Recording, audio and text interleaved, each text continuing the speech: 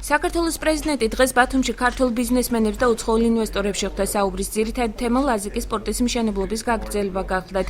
მიხეილ სააკაშვილის თქმით, ლაზიკას პორტის მშენებლობისთვის გამოყოფილი თანხა ახალმა ხელისუფლებამ სხვა მიმართულებით წარმართა, როცა აღნიშნული პორტის მშენებლობას ქართული ეკონომიკისთვის პრინციპული მნიშვნელობა ჰქონდა. ინვესტორებთან შეხვედრამდე მიხეილ სააკაშვილი ბათუმის მეჩეთთან ადიგენში მოხვდარ ფაქტსაც გამოეხმაურა და აღნიშნა, რომ საქმე გვაქვს წინასწარ განზრახულ პროვოკაციასთან, რომელმაც შესაძლოა ორი რელიგიური აღმსარებლობის დაპირისპირება გამოიწვიოს.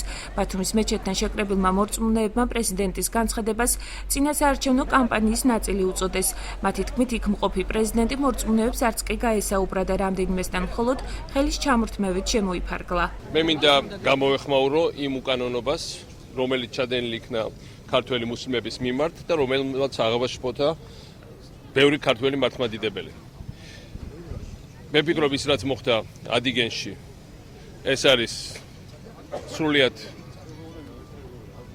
წინასწარ განზრახული ძალიან ცუდი შინაარსის მქონე პროვოკაცია, რომელიც საბოლოო ჯამში აპირისპირებს ქართველს ქართველთან, აპირისპირებს საქართველოს სხვადასხვა აღმსარებლობის მოქალაქეებს და ეს უკვე არის გაგრძელება უკვე მრავალთვიანი ტენდენციის.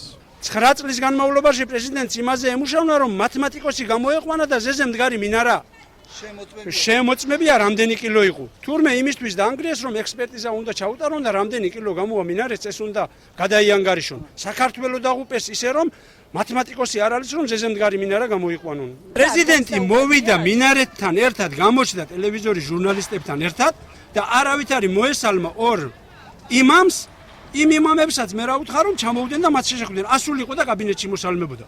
ეს იყო პრეზიდენტის პიარი და დანარჩენი სხვა რამე. ფერის არ გავუსაუბრე, ვაფშე მე ბრუნდა 200 ჩამოვარდა და შეგვიდა ჩალდაცები და ყოროს ჟურნალისტებთან ესაუბრა მისი ამბავის ყო, რომ ამ თავრობას მოუწოდოს, რომ ჭკვიც იყოს არ დააშავოს რამე.